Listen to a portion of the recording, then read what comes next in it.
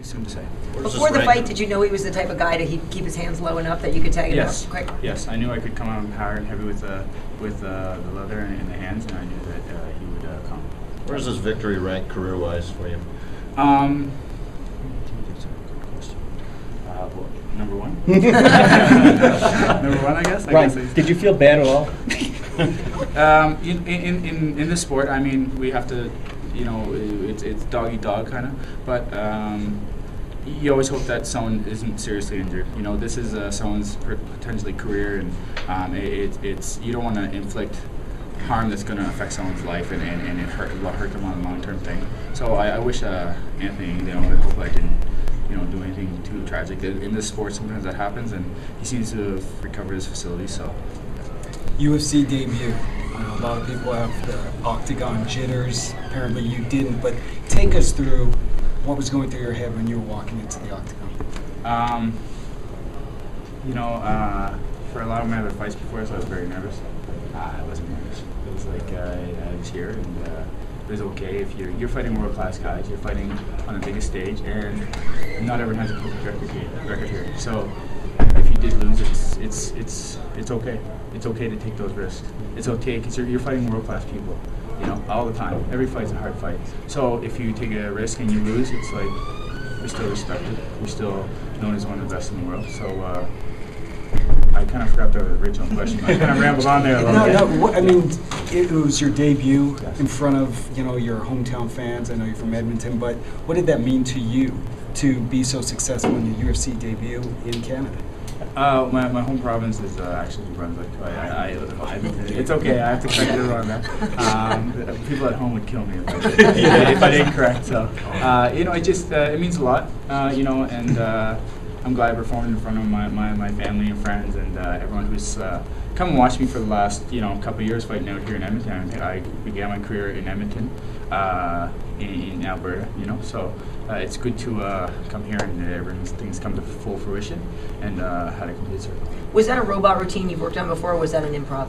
Listen, I do it in the grocery store. I do it like when I'm like cooking something for dinner. I do it all the time, so I can kind of just pull that stuff out whenever I want. Did you do anything differently to prepare for this particular fight because it was your debut in UFC? Yep. I was down in Florida training with the Black Zillions. So that was different. So I got to train with a lot of high-class guys. Alistair Overeem, Tyron Spong, Anthony Johnson, Rashad Evans. These are Matt Mitchell. I was training with these guys, and that brings you up because you have to fight every day. You have to, be prepared, and so that brought me up quite a bit. And their level did, and it was a good experience. Ryan, you just tied the record for the fastest knockout in UFC history. What are you going to do now? I'm going to smoke a cigar. A glass of scotch would be nice. And I really want to see my parents. What kind of scotch? Macallan? 18-year neat? You know your stuff. You're holding their stuff. You're talking to the right guy. Oh, geez. I would like probably a Scotland Highland scotch with, maybe An Oban? Yeah. Okay. Yeah, oh, you do know your stuff. That's awesome. Have you started to spend the win bonus in your head? I mean, the chances are pretty good for you tonight. Yeah.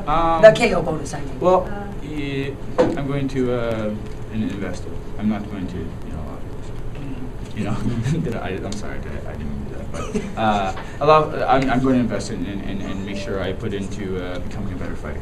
You're going to go put the hairy eyeball on Hector Lombard, make sure he doesn't get a KO and take Yeah, he is a guy that could do that, eh? I just go out there and just club his knee, did I bring that up? That was like 1992.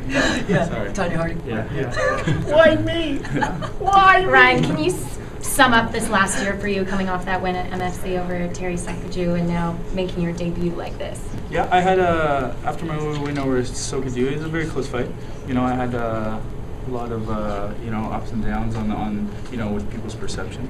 I wasn't at my best for that fight, and I had to revive myself and reinvent myself. So I took the steps and facilitated that reinvention. This type of win's probably going to put a target on your back. Anyone you're looking forward to? A lot of guys, especially in MMA where it's a pretty new sport, a lot of guys want to be a superstar yesterday. And when I say that, everyone wants to be an overnight superstar, an overnight sensation. I would like to slowly and surely build my record up in the UFC until everything's comfortable. and you know, we're making a run for the title in due time. Brian, it's an incredible feat, the tying the record. What are your thoughts about going into the record book with the tying the fastest knockout? I'm going to try to forget it as quickly as possible, so I can not let it cloud how much I do. Interesting. Thank you. Thank you. Congrats. Congratulations. Amazing. Thanks, guys.